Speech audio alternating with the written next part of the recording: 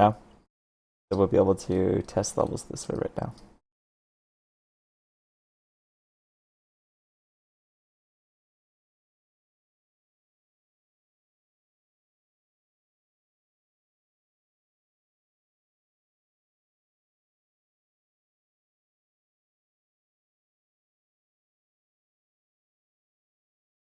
It's still dropping a ton of frames, but I guess I'll just work through it and see if it works it out.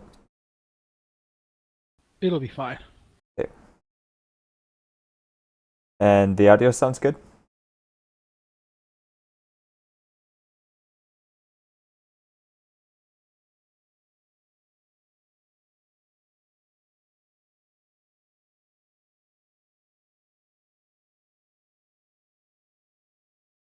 I think you could bring my levels up still a little bit more, and then we can get going. All right, I got you at plus 13.5 decibels. Actually, you know what? I could go ahead. Okay, test baby, 1, 2. That sounds pretty good.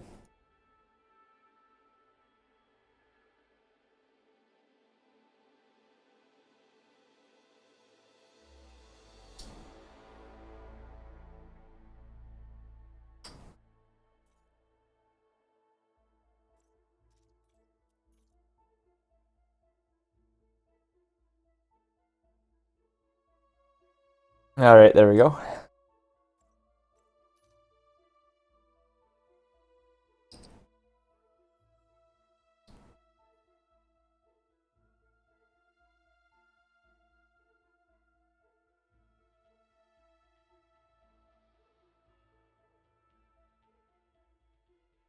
All right.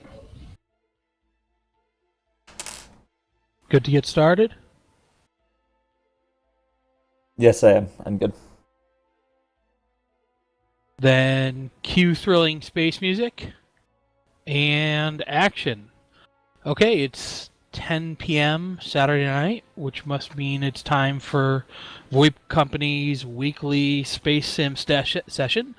And this week we've got Pandemonium, aka Didn't Mean to Kill You, with us for a live stream. We're going to basically build off of our intro stream last week, which Woke Up with a Woody was good enough to put on for us, with a little bit of a discussion of combat in Elite Dangerous. And we are going to look at outfitting your ship and actually executing in combat. And I thought maybe, hopefully, we would talk a little bit about, what is the value of doing combat in the game, since so many people seem to be choosing to do space trucking. But before we go any further, let me introduce Pandemonium. Hey guys. So I think first we'll start with outfitting a ship and then some basic ship decisions because when you're first kind of starting off with the game, once you work through the adder or the hauler and you're out of the sidewinder, you got the Viper on one hand and you have the Cobra on the other hand. Whereas the Cobra's a bit more multi-purpose. You can do some trading in it. You can fit a bit more cargo in it. The Viper is a solely combat ship. You're not going to want to be doing any trading or anything in that. You're just going to want to be fighting in it. And that's what I'll be flying for this. So let's see. Oh, 1 second there. All right.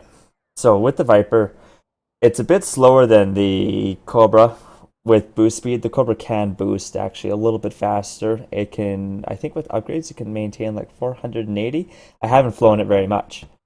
Also, one of the other differences you see is its armor. It has a bit more armor, but a little bit less shields, where the Viper has, compared to the Cobra's 80 for shields, the Viper is sitting at 105 without upgrades. So, so Panda, just because there will be some people watching this stream who haven't played it all Yeah. before, maybe saw Woody's stream. So they would start out with a ship called the Sidewinder, Yes, they right? would. And if they're in VoIP, someone will probably help them get up to the next level. But can you just start and talk about the Sidewinder, Would you do any combat with that? Oh my God, no! I'd do whatever I could to get out of that thing as soon as possible. It's the It, worst ship it, ever. is combat a part of getting up to the next ship if you don't have someone helping you? I'd say in the Sidewinder, if you're really brave and you want to experience some new things, you can try to do some combat. But you have to be very, very careful with who you pick for combat. You can maybe pick on some other Sidewinders, maybe an Eagle in some resource extraction sites, and then just, if you're in a Sidewinder, I'm going to assume you're new to the game. Don't pick anybody whose piloting level's over competence, otherwise you're going to have a really bad time. It's So when we get out there, can we maybe learn a little bit about how you decide who to fight, how you get people to fight, who you should pick, who you shouldn't, that kind of thing?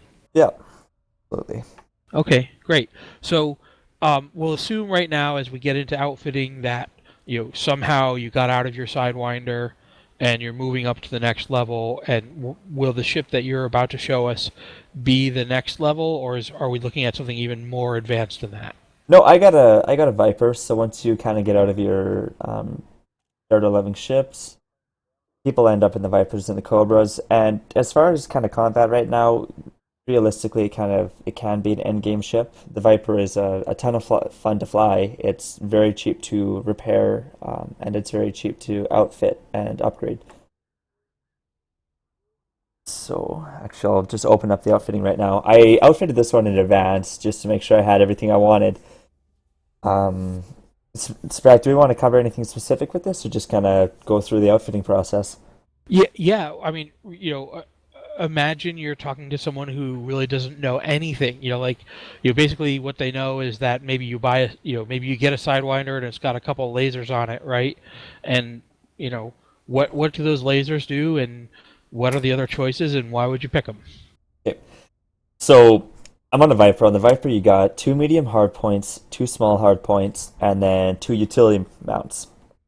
Um, with this one, I have it equipped with the beam lasers on my medium hard points and missile racks on my small hard points. And it's a very uncommon way of outfitting a ship. And I think there'd be a lot of people who would say use gimbaled or use turreted. Um, because What does that they, mean? what the difference between gimbaled and turreted and fixed, we got three different types of hard points for weapons. Fixed does a bit more damage. On some weapons, it uses a bit more power and it's stationary. They point straight ahead. Gimbaled are able to kind of move around a little bit and have a bit of free range of movement. And with that, they'll, if your target's a bit above where your ship is currently aiming, the gimbaled and turreted weapons are able to aim up towards that ship and fire it. However, if the person or the other ship is deploying chaff, it makes it very difficult for the gimbaled or turreted weapons to lock on, which is why I went for fixed on my medium hardpoints. Um, Also, you see a bit less damage with the gimbaled and turreted weapons to balance them out a bit. I'll see if I can find some more beam lasers that are. There you go. So this is a comparable beam laser to the current one I have on there. And you can actually see that even though it's gimbaled and moving around, it draws a bit less power, weight's the same, but it does less damage. And it has a greater thermal load on your ship. So you're if they're not deploying chaff, you're absolutely going to be hitting the target more often, but you're going to be doing a bit less damage with it. And then we'll find. Let's see if I can find a completely turreted one. So this one is. Oh, that one's also gimbaled. Hmm. Looks like we don't have one. But you'll also see. So we got a fixed beam laser, and it does a bit less than mine. We have the weapons class. We got the size class and the rating. The ratings range from I think I've seen some as low as F being the worst and A being the best, and classes from 1 to 7. But I think on the Viper, the biggest class you're going to see is a class 2. So I So believe. Oh, so class is just roughly the size of it. The higher yes. number is bigger, and rating is sort of the quality. With A is the best quality, like the most efficient package kind of thing. hmm It's a little bit vague. They don't offer a whole lot of information on it. On the game side of things, with future updates, I know they're going to be actually giving you the actual numbers that the shield generators provide. Hopefully, we'll see that with the weapons, so it's a little bit less vague and takes the guesswork out of it. Um, that's with those. Then I'll go into the missile racks I got on my small hard points. Could you and just bearing in mind that I'm a couple seconds behind Yeah, your visuals, um, we've been seeing kind of the whole list of different kinds of weapons. Do you yeah. think it might be useful to start just by running down that list and saying what each thing is good or bad for? Yeah, I can run down there. There's some really good in-depth reviews online I would recommend too, but I'll absolutely run down there and just provide a quick go over on these. I'll start at the bottom, make it a bit easier. It does range usually from least expensive to most expensive on this list. The burst laser is we got two different types of damage in the game. We have thermic damage and kinetic damage. Kinetic damage is more effective against ship hulls, while thermic is more effective against shields. The burst laser is a fast firing laser that you can get on your ship. Um, you're not going to run out of energy as quickly, and it's much less of a thermal load. But the downside is it does a lot less damage. The other one is the pulse laser, which is a little bit. I believe it's a little bit. Oh, it's actually a little bit faster firing than the burst laser, but again, it kind of bursts its shots. It's not firing one consistent beam, right? It also does thermic damage, so it's really effective against shields, but you lose a lot of effectiveness once you're firing onto the ship's hulls. Directly below, we got a mining laser, and then we're moving on to some of the kinetic weapons, which are the multi-cannons. The multi-cannons are they're your miniguns. They also come in fixed, turreted, and gimbaled variations, and they're really effective against ship hulls. You don't have as big of a power draw with them, and you do see a bit less of a thermal load with the multi-cannons too. And with the fixed ones, since it is firing a physical projectile through space, it does give you a target lead. You're not going to be firing on the ship. There's an actual lead that's a little bit ahead of where the ship is, where your target is, that you have to aim for when using the multi-cannons. And because of that, you can't use fixed multi-cannons and fixed beam lasers at the same time, because a beam laser it's almost instantaneous. You don't have to lead your target, where the multi-cannon you do. Then the other one is a torpedo pylon, and I actually don't know what the torpedo pylon is. I went to look it up a bit last night, and I just quickly Googled it, and I couldn't find too much information on it. So we're gonna skip over this one. Okay. And so we got some more multi-cannons, pulse lasers. However, there's cannons, and the cannons vary from the multi-cannons in that it's not a a minigun. These ones, there's two types. There's the fragment cannons, which are basically like a spaceship shotgun. If you're up close and in the face of whatever ship you're flying against and you unload a fragment cannon into him, you're going to do a massive amount of damage. But far away, they're basically useless because you got a big spread with your fire. This one that I'm looking at right now fires a large caliber projectile, and I haven't used them. But again, same concepts as the multi-cannons. You got to lead your target a bit, and I think the projectile speed on this one is a bit slower. So you want to be using this one maybe medium close, where the multi-cannons you can get away with. It's more versatile. You can use it close, medium, or far, depending on how good you are with leading your target. Going down, we see actually one of the trickier ones. You see it more often on AI than you do on players, but they're mine launchers, which you can be fleeing from whomever, or maybe doing some maneuvers. Fire it, you'll pop off some mines that if they run into, explode. And I haven't run into any yet, luckily, but from what I've heard, they do a considerable amount of damage. You don't want to hit a big grouping of mines. One really good idea I heard with the mine launcher is if you're flying a cargo ship, if you're space trucking, put some mine launchers on it, because if you get interdicted by a pirate, you might be able to get away with dropping all of your goods and then putting 3 or 4 mines inside of it as a bit of a surprise for them. Oh, cool. It's a little bit risky though, so that's up to anyone else's discretion. Um, Here we got the missile rack. Now we have two different types of missile racks. We have the heat-seeking missile racks and the dumbfire missile racks. The dumbfire missile racks you want to use up close. They do give you a target to lead by, but the projectiles aren't particularly fast, so any kind of variations in what you're shooting at, where it's going, your missiles are probably going to miss. But they are very, very effective against larger ships, such as, I'd say, well, Pythons are very, very, very maneuverable. But if you're good, I think the missile racks, the dumbfire missile rack would be very good against them. But they're really good against an Anaconda. It's a big target. It's a big ship. They're not going to move around too fast, so you can put a lot of rounds on it. And as you can see, they do a lot of damage. And you can. So Oh, I see the damage type is listed as explosive. yeah. Is that how is that different from thermic and kinetic? Uh, it's just an explosion. They're very weak against shields.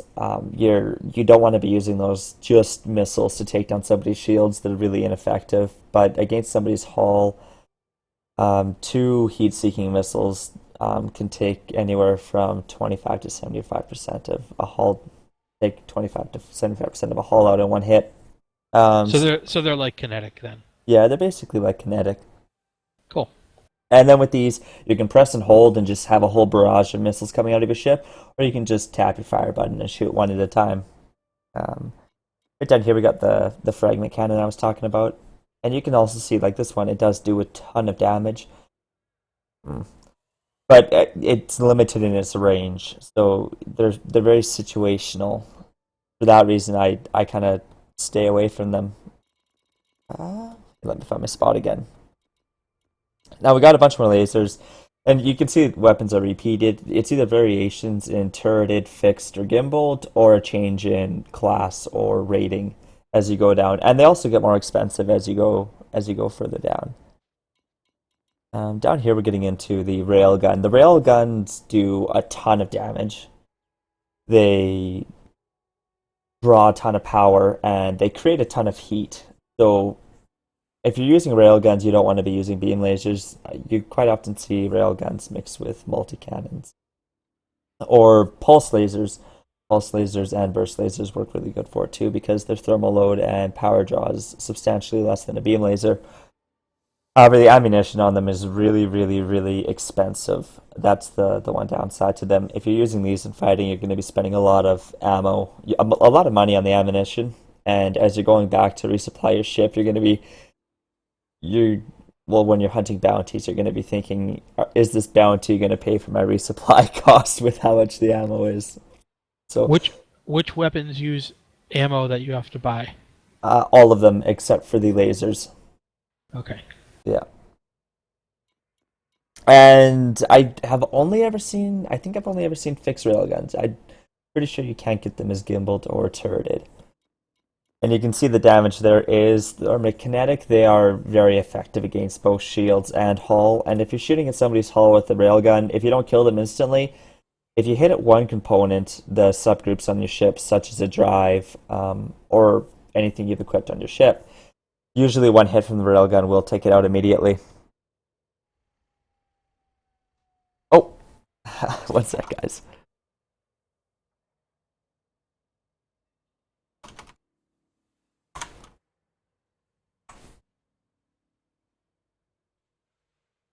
Got this broadcast titled incorrectly. I'm not playing the forest and drinking beer. I gotta fix that.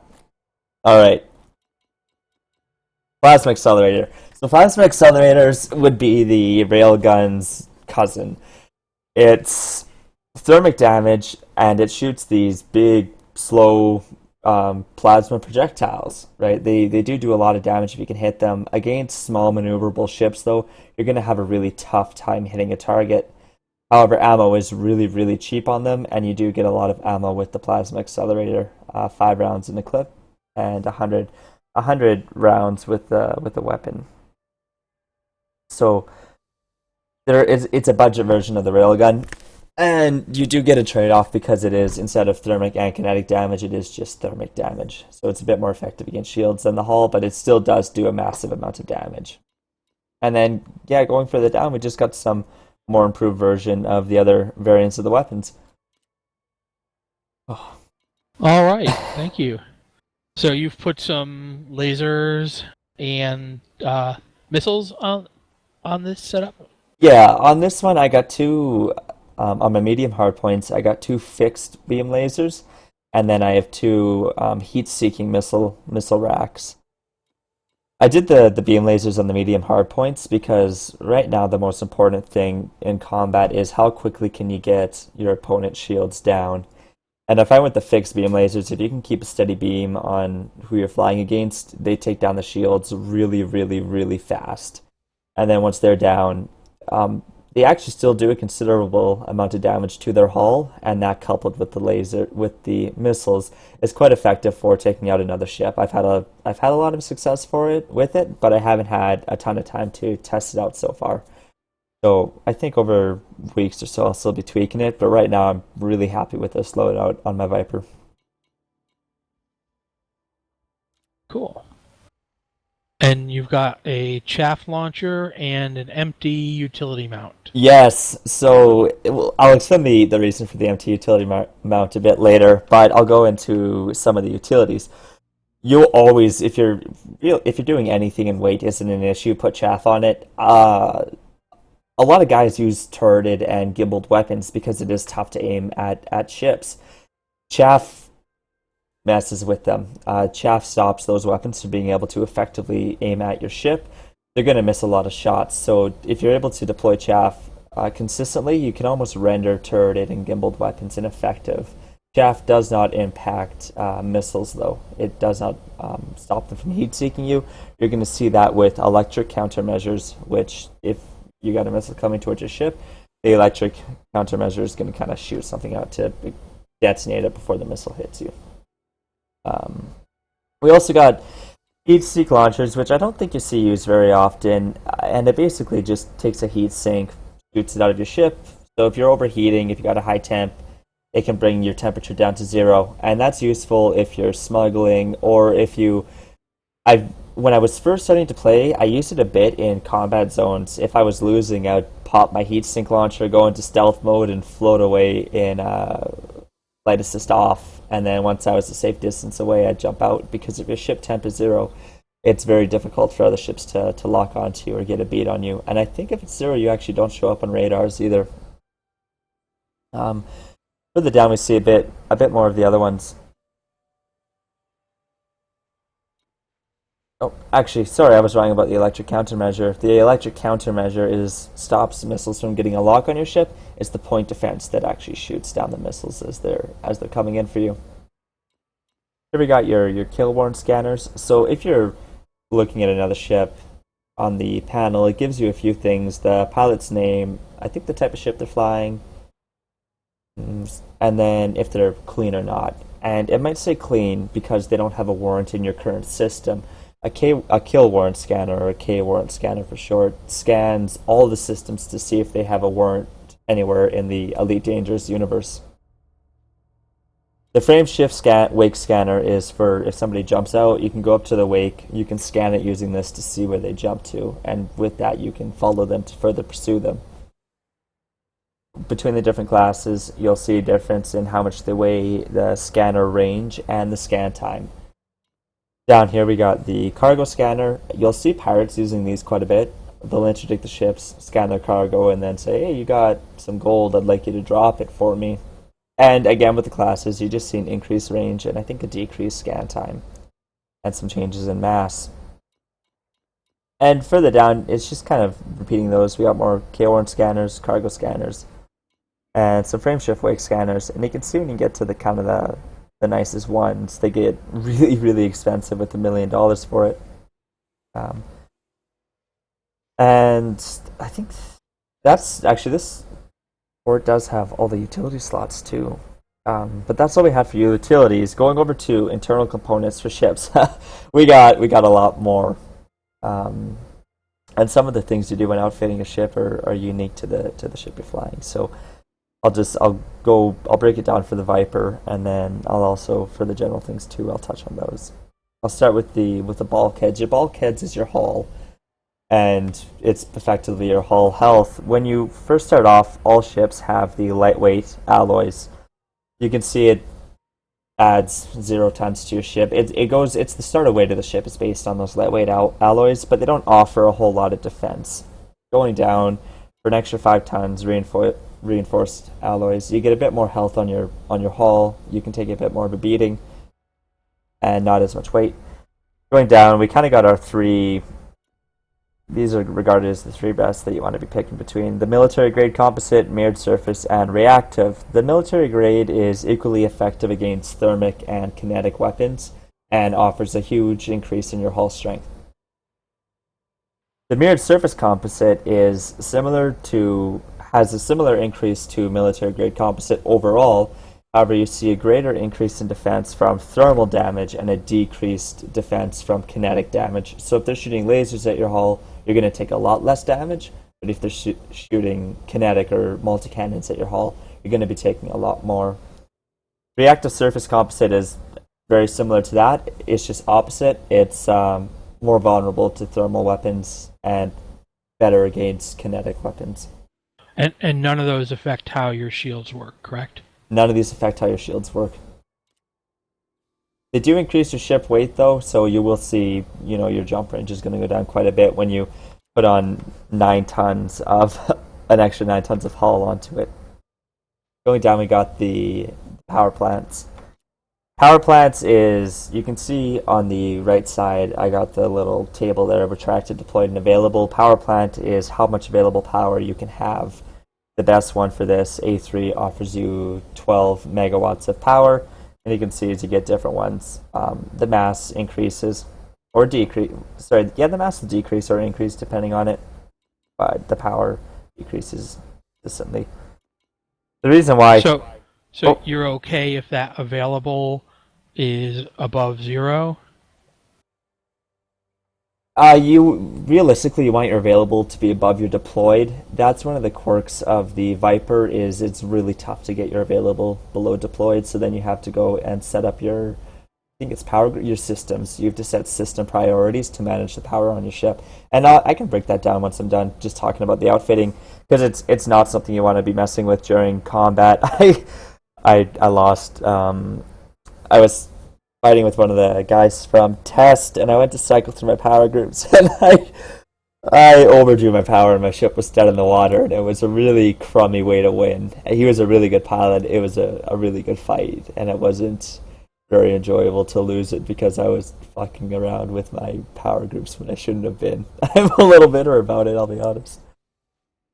But here you can see the class. You got... Let's see if we can actually find two of the same classes. Okay, we got a C2 and a C3. They're both the same rating. But you'll see a few differences between the class. The class is basically the size of the component. A class 2 will always be smaller than a class 3, and a class 3 is going to be smaller than a class 4. So sometimes you can juggle that on some ships for your upgrades, but for the Viper, it's always A3. You just want the A3 one. Going into our thrusters, again, we got the classes and rating, but thrusters have to be matched to your ship mass. You don't want to have thrusters that can't push your ship around, basically, so they need to be able to provide enough. I got A3 thrusters on this. It looks like this station doesn't offer them, but with some of the other ones, you can see that the engine you can see there's a difference for the engine optimal mass and maximum mass. Also with the power draw and integrity. I don't know what integrity means, or what impact it has on the upgrades. But with some of the other ones, like with the B3, I have an A3, so the class is the same. It draws a lot less power, but they're a lot less powerful thrusters, pushing around a maximum mass of 165 compared to my current ones pushing around a maximum mass of 180. You want the best thrusters possible on a combat ship. It really does impact your maneuverability, and the less maneuverable you are, the easier you are to shoot at. So, I noticed in the power plant category, your power plant cost like 500,000 credits, and you said this is the only one you want on here. Does that mean like don't get a Viper till you have that much extra money, or can you fight with a little smaller one, but just pick smaller fights? Or You can fight with the smaller one. If you can't afford a maximum power plant, the power plant on the Viper should always be the first thing you upgrade. But if you can't afford a maximum power plant, chances are you can't afford the best level components for the other slots, weapons, or internal slots. So you're not going to run into a power. You shouldn't run into a power issue if you're smart with your upgrades. But if you're running, a fully upgraded Viper, the most important thing is that A3 power plant. If it's not fully upgraded, you don't tend to see that power overdraw issue arise as often if somebody's progressively upgrading the Viper correctly. so you could spend hours kind of tinkering to see how all these things go together. Well, maybe not in one sitting, that wouldn't be very fun, but yeah, I'd say probably over a week or two, you will probably end up spending an hour or two in the outfitting menu tinkering and seeing what changes you'd like to make, or trying out different weapon combinations, because there's quite a few you can try for weapons combinations. Um, Going out to the frame shift drive, your frame shift is what allows you to transfer or travel from system to system. You can see with the base level ones like an E2, with the max jump range of 3.7, 3.07, I'm not going to be able to leave the system I'm in. However, the power draw does go down considerably.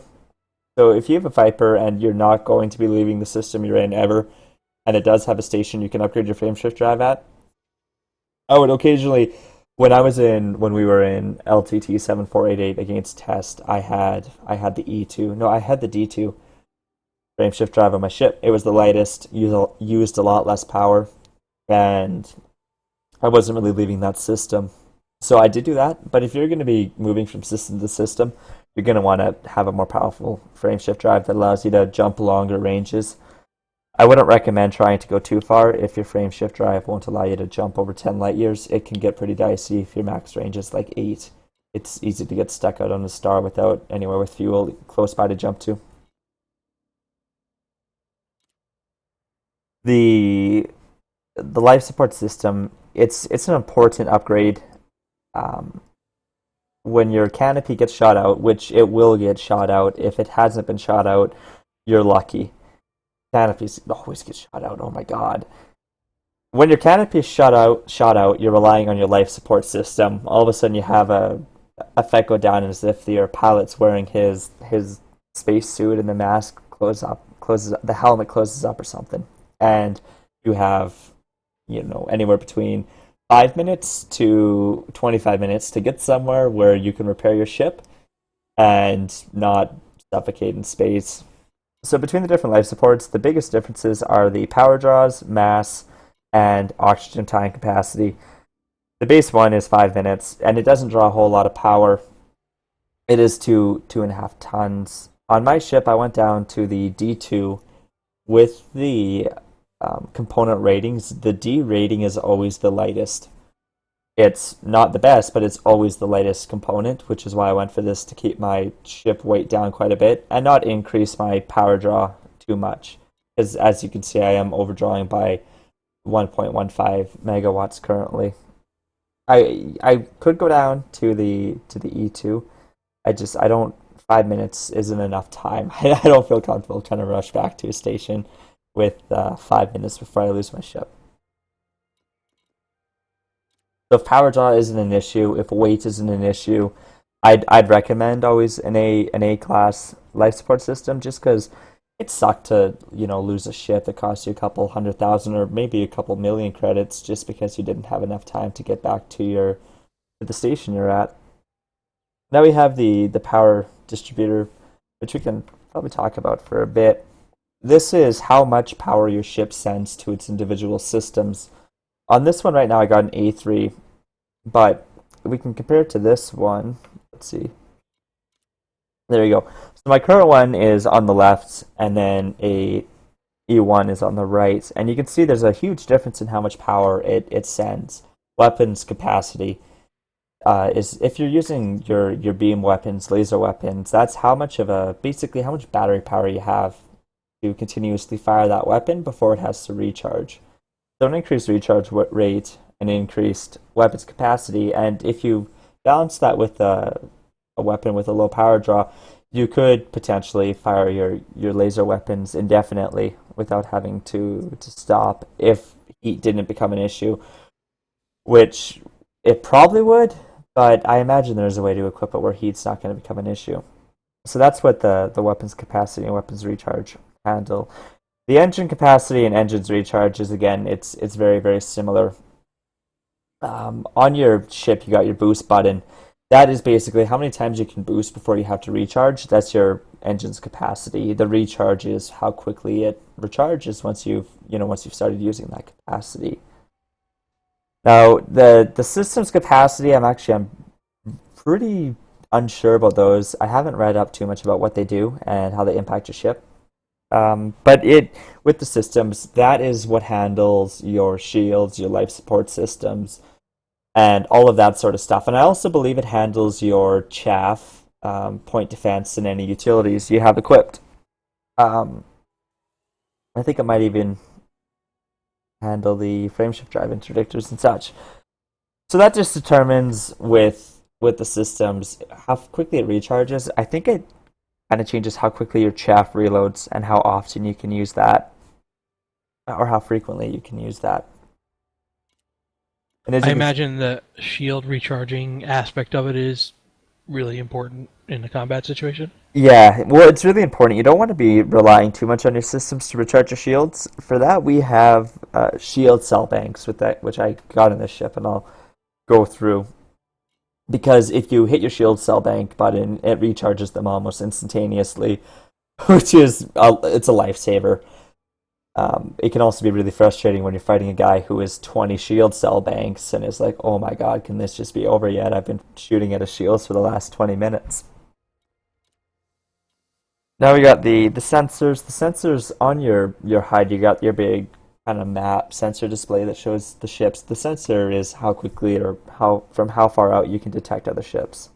On this one, I got the D3 ones because they don't have a high power draw. I need to keep that down on my ship so I'm not running out of power. And they're really light. I like keeping the weight on this thing down as much as I can. But as you can see, it starts at E3, which they can scan out to 4 clicks, and if you go the way up to A3, 6 clicks. Having something that's limited to 5 kilometers isn't too bad. You're not going to be shooting at somebody from 5 kilometers out very often, if at all. And if you are, it's not going to be effective. You don't have to worry about somebody getting the jump on you from 5 kilometers out. You're gonna know they're there. Here we got the fuel tank. That's just how much gas you got. If you want to save some weight, you're not leaving the system. The 2 ton capacity fuel tank's fine. If you're jumping from system to system, you're going to want the 4 ton, so you're not running out of fuel after 1 or 2 jumps. And the only thing you'll see between fuel tanks is a decrease in how much fuel they hold and a decrease in your mass. Here we got the shield cell bank. There's a lot of I think they were talking a while on the forums about how field cell banks are how many charges or how many times you can use it is based on the tonnage of it. I'm not sure if that's true. I grabbed the A3 one on this one if I can find that exact one in here. There we go. So I grabbed that one. I get 5 recharges with it, and that's all that matters with the shield cell bank is how many charges you get on it. I think there's a lot more information online, but off the top of my head, I actually don't know that much as far as how to find the ones that offer the most uses on them. But on this one, I got an A3. It's 5 tons. It keeps my ship weight light, and it doesn't give you how much power they draw, but they do draw power, and that's something you got to be aware of. With the shield cell bank too, if your shields go down to 100%, the shield cell bank does not pop them back up instantly. Once someone's shields are down, they have to rely on the systems to bring the shields back up. Nothing else will help you. So you need to fire them off before you lose your shields, or else you're screwed. Yes, yeah. you kind of, you want to fire them off as last minute as you possibly can, but if you miss it, you are screwed. You're you're hooped.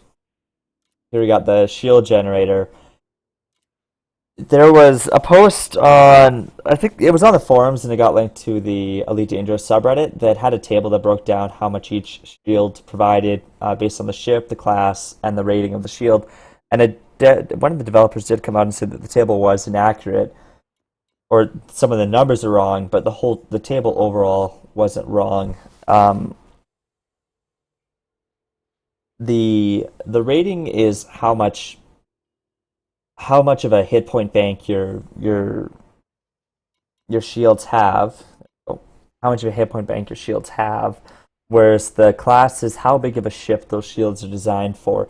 You want to put the biggest class you possibly can inside of the ship you're flying with the biggest rating you possibly can inside of the ship you're flying. Is basically what it breaks down to. If you can afford to put a A3 inside of your ship, put an A3. If you can afford, an A7, put an A7. Um, Though they're pretty straightforward as far as the upgrading goes, but as far as how much actual protection they have, that information is we don't have it yet. But I think I mentioned it a bit earlier. In one of the future upgrades, they should be including that information on this menu right here. It should say field cell hit points or something similar to when you're looking at the shipyard. It tells you shields 90, hull 70. So it should show you shields instead will be 140 or something.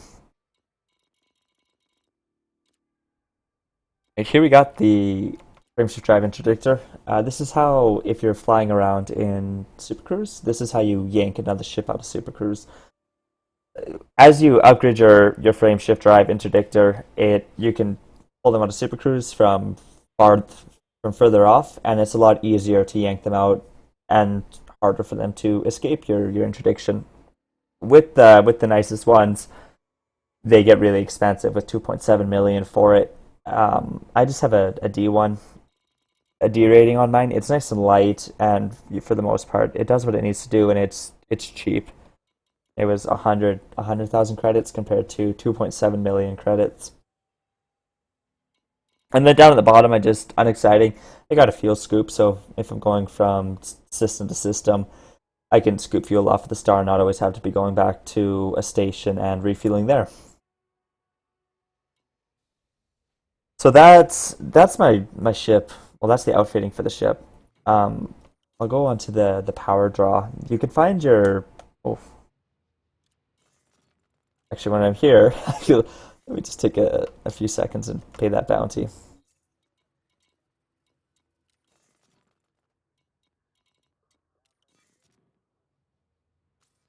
All right, so you can find your power distribution on your right panel under modules. Now with your modules, you can see you got your output and usage right here. If you're doing combat, take your cargo hatch and disable it. Even if it's in other energy groups, it still does use a bit of power. And I heard somewhere that disabling your cargo hatch can take as much as 5% off your total power draw. Yeah, there you go. You can see it on the usage. With it enabled, it's 109. Disabled is 104. So for something you're never going to use, you're in combat, you're not going to be shooting cargo out of your ship, disable it. And then over here, we got a few more things. I'm just barely squeaking under usable power. You can see where that 2 is. If you're overdrawn and you don't see your second or third priority group in there, you're gonna run into trouble. Your ship's gonna be overdrawn for power, and you might be dead in the water. So for this one, I have my frameshift drive interdictor in the priority 2 and the frameshift drive. And the reason I put those two things in there is my biggest draw on power is my beam lasers at 9% apiece. And well, the biggest ones I don't always want up. You always want your thrusters, you always want your shield generator. But it's the beam lasers and the missile rack. So 9%, 5%. We're looking at 28% right there. But you can't, if you're in Super Cruise, you can't shoot your weapons, so you're not going to be using that 28%. And if you're using your frame shift drive interdictor, again, you can't use your weapons. If you're hopping into frame shift, you can't have your weapons deployed. You can't have hardpoints deployed. So at that point, again, you're not using that 28%, and you're going to be good for power. If you're really overdrawn and your ship's really messed up for power, that's when you start having to really think about what you're putting in what power group. Actually, I should be including that one there too. I would recommend, toss your field scoop in there. There's some things you never want to put there. You never want to put your sensors there. Evidently, you never want to put your power plant there. I don't even know if you can. You never want life support in number 2. You never want the power distributor in number 2. Like, don't ever do that. And then the same for shields and thrusters. So that kind of leaves you with your shield cell bank and your chaff. But the tough part with that is if they're in number 2, you're already overdrawing, and when you're firing your weapons, you might really need that shield cell bank. You're going to go to hit it, and it's going to say insufficient power, and you're hooped. So you can put them in number 2 if you have to. I would really recommend you avoid it, though, because when you really need them, you run the risk of not having the power for them, and that's not going to be any fun. So that's the ship outfitting. That is great. So it looks like we're getting down to probably the 15 or 20 minute left point now. And so Woody did show a little bit of combat in his hour, a little bit of the actual flying, and so I think my question to you is, what do you think it would be harder for a new person to figure out? How to find people to fight and decide whether to fight them or not, or the actual fighting? Because I think we should probably focus on one or the other with the time we have. Well, I can focus on both pretty quickly. Okay. For finding fights, you're going to find them in conflict zones, nav beacons, or resource extraction sites. Resource extraction sites are a ton of fun to fight in too, because you got all the asteroids and such floating around in the belt. So that's where I've been recently. Conflict zones are also a blast. There's a lot of ships there though going at it. So you have to be careful if you're in an Eagle or one of the starter ships, you have to be careful not to throw yourself into the middle of it. And until you've done a lot of combat and you're in a nicely upgraded ship, I would really recommend you stay out of the high intensity conflict zones. On the flip side of it, though, if you see a conflict zone that has a capital ship, if you go to that conflict zone and fight on the same side as the capital ship, and if you're just in an Eagle or a starter ship, you can use that capital ship to kind of recover. It'll save your bacon quite a bit. So it's useful for that reason. But assuming you don't have any conflict zones nearby, it's very easy to find nav beacons, and with nav beacons, you can actually just sit out.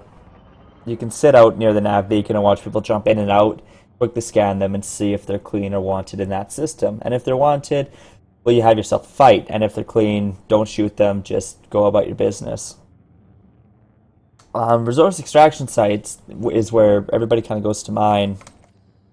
So what you also see is a lot of pirates and people with bounties coming in there to prey on the miners. I'm going to fly over there, and then once I'm in the resource extraction site, I can quickly talk about picking targets and what you do and do want to pick a fight with. And we just got the very boring Super Cruise over there. With the bounties too, or if you're doing any combat, it's always worthwhile to check the station you're at, check the bulletin board. They might have some rewards such as, kill five pirates in the system or such, and then on top of doing your regular combat, you might be able to finish that mission and hand them in together on top of the bounties and make a bit more money, a bit more credits that way. I don't have any. I'm not too worried about making a few thousand from them.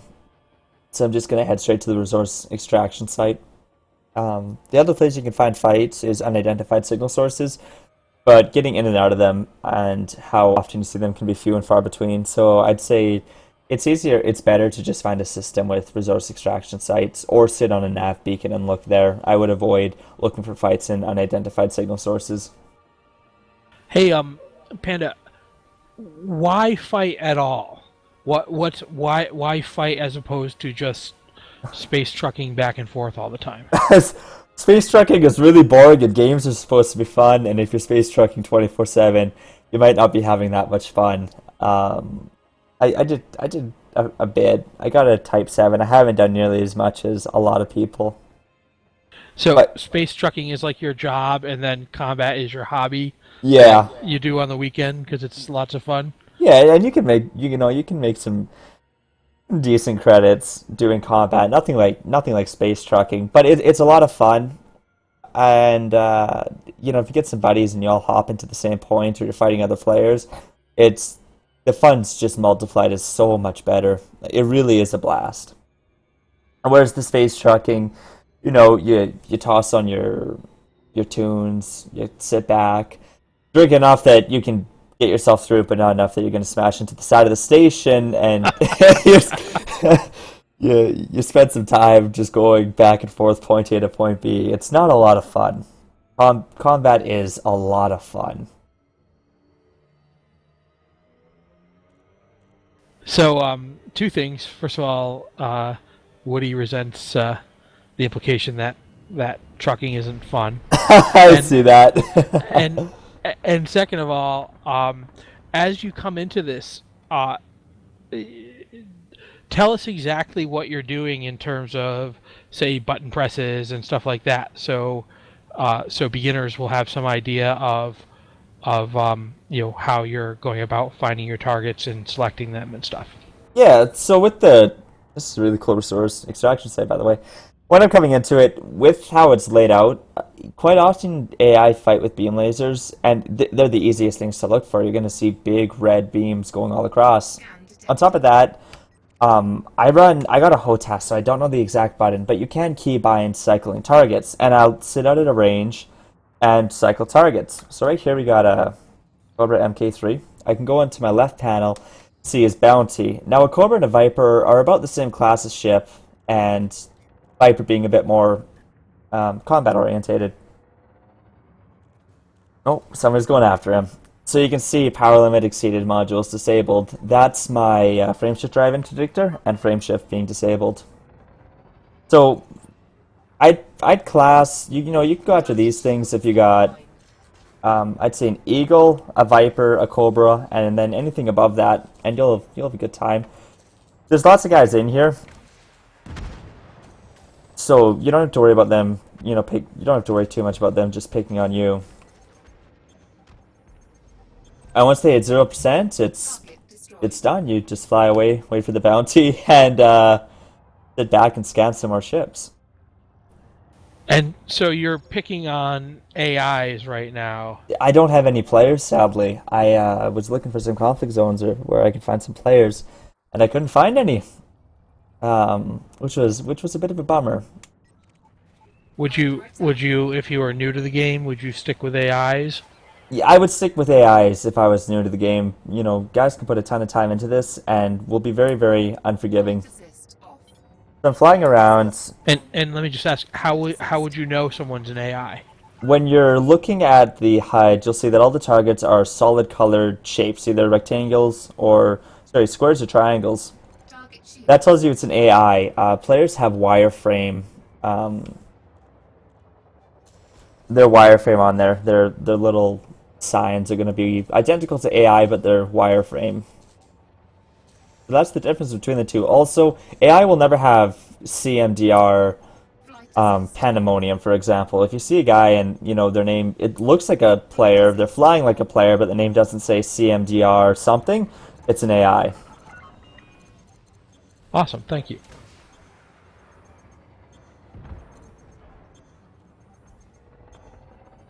So then the other thing is, with the power distribution, you got systems, weapons, and engines.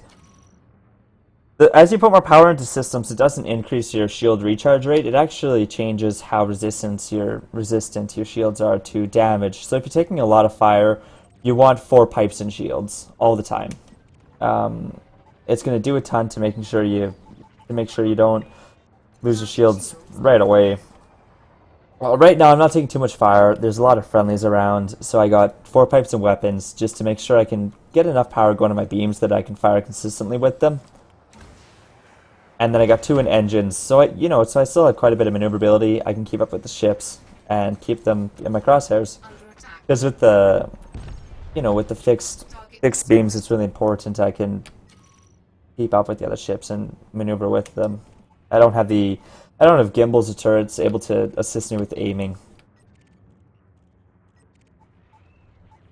So when you say pips, you're talking about those little squares beneath the three vertical bars that say sys, eng, and wep. Yes, yes. Sorry about that. And That's if you put pips in one, do they come automatically from the one that's highest, or how does it decide what goes down when you make one go up? I don't know how it decides. I just know sometimes I have to flick around with them a bit to get the power distributed exactly how I would like. Pushing down on the arrow keys on a keyboard will automatically reset them to being evenly distributed, and then from there, it's sometimes a bit quicker to distribute them how you would like them. So for keyboard people, the arrow keys are what does it? Yeah. Like left arrow would be sys and up is eng. Yep. And then Right is wep. down is default or even distribution. Balanced. Yep. Cool. Thank you. Also on the HUD or on the radar, you'll see that there's a bunch of gray squares on the screen. That looks like it was cargo dropped from one of the ships that was destroyed. And if you got a cargo scoop, all ships have cargo scoops. If you have space in your ship, if you have cargo racks, you can scoop those up and go sell them for an increased profit. They might mark you as they might be stolen goods though, and if you get scanned, you will be given a bounty. And anything with a bounty gets killed. So I just stay away from picking on them. You can make you can make money quickly enough through bounties.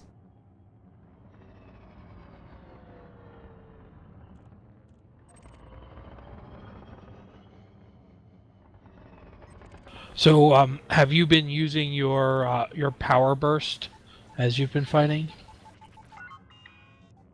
Oh, my boost? No, I haven't used my boost. The two ships are low, and with the boost, I either would have overshot them or turned around too sharply.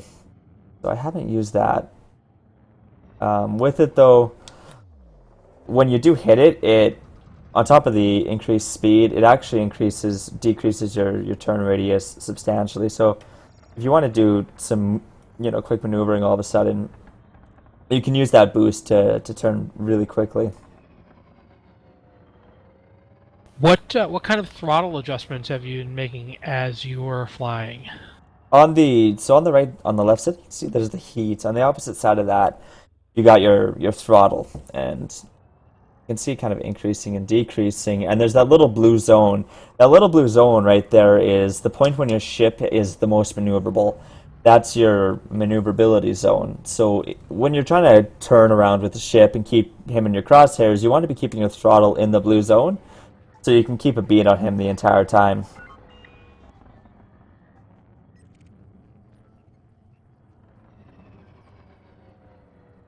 Why do you assume that the enemy pilots are male, Panda? I I haven't seen any female names yet. Under attack. Well, you and Frontier are both sexist. I think we're gonna have to end this interview. Just kidding. Flight assist. Okay, so now we've got a Cobra to go against. Yeah, so this guy's an expert, which is, one of the more proficient styles or AI difficulties.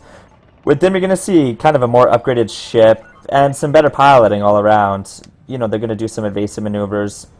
They're not going to make it easy for you.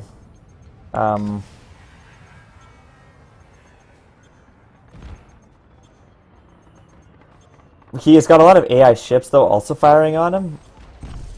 So you don't have to worry about him too much picking on you. If all of a sudden, you're in a situation like this, you got an AI really picking on you, go 4 pipes and shields, try to get him off your 6, so 2 pipes and engines, and just maneuver around until he stops shooting at you, or some AI starts shooting at him. And right now you can... Oh, that's what you don't want to do. Try to avoid ramming if you can. from time to time you'll be flying around and all of a sudden you're just gonna die almost instantly. What happens 9 times out of 10 with that is an AIS ship boosted into you full speed, and Shields the mass of the ship that's hitting you really impacts how much damage they do. You know, if you're in an Eagle and you have a Python boost into you full speed, you're dead. It's full shields or not. It's all about the mass of the ship. under attack. You can see right there. He got rammed by a ship boosting and luckily had a similar mass to them. So if you lose him out of your field of view, how do you reacquire a target? On the radar, you can see that on top of the shapes that the markers for the ships, the squares and triangles, they increase or decrease in height from... Target shields Oh. online. Perfect. They increase or decrease in height from where in relation to you. And as they increase or decrease, that's how much above or below they are. And you can also tell if they're behind you or not with that, right? You can see on the, like right now as I'm flying, I got some ships above me and then also some ships with some lines going down. I know they're below me and to my left, right? And as you rotate, just, if you don't have somebody right in front of you that you're shooting at, look at the radar, you know, if you're not surrounded by asteroids and a whole bunch of other stuff. That's what you're going to want to be looking at and maneuvering with. With that, also, if you got a ship shooting at you, I think they blink pink and red, and that's to tell you you got a hostile shooting at you. And with that, you can quickly kind of prioritize your targets and take a evasive action to get out of their sights. Further out, All right. we got the yellow and green flickering. That means there's ships there, but they're too far out. I'm unable to scan them. User disconnected. And as I fly a bit closer, you're going to see that they stop flickering, they turn to a solid, and at that point I'm able to lock onto them and scan them. I never knew that was what the flickering meant. So good learning for me. Detected. Let's see. Is there anything else on the screen on the HUD that we haven't talked about yet? Let's see. You've got on the left side is the enemy ship, and the right side is your ship. Is that correct? Yes. And so, what are we looking at? What's the 100%? What are the blue lines? What are the orange dots, etc.? So the blue lines are your shields. It doesn't tell you the exact percentage of your shields, but it does show you with those lines a rough estimate of how much shields you have. The 100% is your hull. That's just how much hull you have left on your ship. You can see that compared to the ship I'm locked onto, which is that System Security Eagle, he's got full shields, where mine are down slightly. If you were in a fight, at what point would you use your shield bank? Right when I'm about to lose my shields. You want to preserve those as long as possible. Because quite often, during a fight, it's basically who can keep their shields the longest. So you want to maximize those shield banks as much as you possibly can. Under So attack. you've got 2 circles now. Would you do it when there was 1 circle, or I would do if it. it goes to 0? Do you still have shields? I would do it when there was the last circle remaining was like a very, very, very faint red. Like Oh, they turned red. yeah, they turn red as you begin losing them. Flight assist on. And you can see as I'm flying, I'm turning off flight assist. Flight assist is what makes your ship basically fly like it's in an atmosphere. And turning it off makes it fly like you're in space, no gravity and no atmosphere to deal with. And that means you can be traveling one direction at top speed and twirl around to shoot at your target. And it's also useful for sometimes spinning around somebody Destroyed. Flight assist on. to get a better lock on them. With the flight assist though, and since you do lose that model, the atmospheric flight model, it takes a lot of practice to get used to it. It can be quite finicky. And with a mouse and keyboard, it's really easy for it to just start kind of twirling all over the place. Flight assist on. Right. From my experience, there's some guys mouse and keyboard and they can fly like no one else with flight assist off. The other thing with the blue maneuverability zone that I mentioned a few minutes back is as you increase your pipes into engine, you can see that zone actually moves as I increase or decrease. the more power you provide to the engines, the more maneuverable your ship is going to be at higher speeds. That's the other thing that goes with it. And it also decreases the amount of time it takes for your boost to recharge. Cool. Well, we're pretty close to the hour. The one thing I don't think we covered was weapon groups. Yeah. The primaries and secondaries and the group 1, group 2 stuff. Can we just put a minute or two in that, and then I guess we'll wrap up? Absolutely. So with the fire groups, you can have 2 fire groups with your main weapons, and with those, it's going to be your main fire button, which if your mouse is left click, and your secondary, which is right click. And you can fire them both at the same time. You can fire them independently. It's all about how you set it up. The chaff and shield cell banks you can assign hotkeys to. I got 2 buttons on my analog throttle that I used to actually use those. But on your keyboard, I think chaff is... I bound chaff to B and then the shield cell bank to V when I was doing it. So you don't even have... You could have them as part of the fire groups, but you're just using those keyboard bindings instead. Yeah, and then, so when you're using them, you can cycle between your fire groups using N. And so I can go between frameshift drive, interdictor, and my main weapons, right? So you can also toss in your chaff in there, your shield cell bank if you would like to. But you do need to have the correct fire group selected. If I have frameshift drive and I go to shoot, it's going to be deploying my frameshift drive as if I'm going to be shooting that. I need to cycle over to my weapons to use those. We didn't talk about deploying hardpoints either.